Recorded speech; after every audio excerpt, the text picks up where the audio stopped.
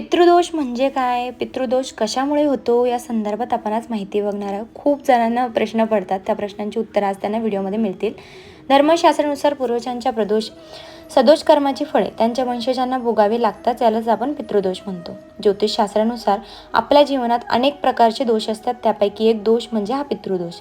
त्या व्यक्तीचे पूर्वज सुखी नसतात, त्यांच्या कुंडलीत हा दोष तयार होतो.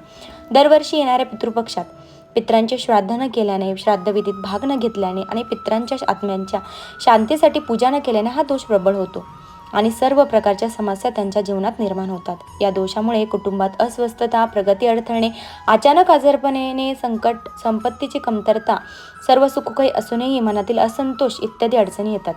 शास्त्रानुसार जेव्हा एखादी व्यक्ती पितृदोषाने त्रस्त असते तेव्हा त्याच्या जीवनकाळात सर्व प्रकारचे संकटे येत असतात. इच्छा असूनही त्यातून माणूस बाहेर पडू शकत नाही.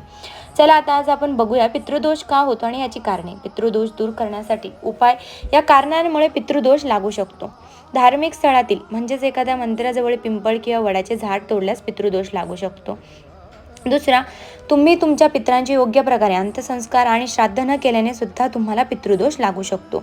तिसरा, तुम्ही जर तुमच्या पूर्वजांना म्हणजेच पितरांना विसरले किंवा त्यांचा अपमान केला तरी देखील तुम्हाला पितृदोष लागू शकतो. चौथा, तुम्ही जर का सापाची चुकी नसताना साप मारला तरी देखील तुम्हाला पितृदोष लागू शकतो. आता पितृदोषाची आपण त्यावरती उपाय बघूयात. स्वर्गीय नातेवाईकांच्या निर्वाण तिथीवरती गरजू लोकांना किंवा ब्राह्मणाला भोजन करावे. भोजनात मृतात्म्याचा आवडता पदार्थ सामील करावा. दुसरा, त्यातील त्यांच्या तिथीवर शक्य असल्यास गरीब लोकांना कपडे आणि अन्नदान करावे. तिसरा म्हणजे पिंपळाच्या झाडावर दुपारी जल, फूल, अक्षता, दूध, गंगाजल आणि काळे तेल चढवावे आणि स्वर्गीय नातेवाईकांचे स्मरण करून त्यांचा आशीर्वाद घ्यावा. चौथा, सोमवारी आंघोळ करून बिना चप्पल शिव मंदिरात जाऊन आकड्याचे 21 फुलं, कच्ची लस्सी, बेलपत्र वाहून शिवाची पूजा करावी. 21 सोमवार हा नियम केल्याने पितृदोषाचा प्रभाव कमी होतो. पाचवं, पूर्वजांच्या नावावर मंदिर, धर्मशाळा, शाळा निर्माण करण्यासाठी हातभार लावल्याने किंवा गरीब मुलांना शिक्षणास मदत केल्याने लाभ होतो. अशा प्रकारे आपण आज छोटीशी माहिती बघितली आहे. असाच एक व्हिडिओ मी पितृदोषाचा अपलोड केला आहे, तोही नक्की बघा. तुम्हाला खूप सारे त्याचे फायदे होतील.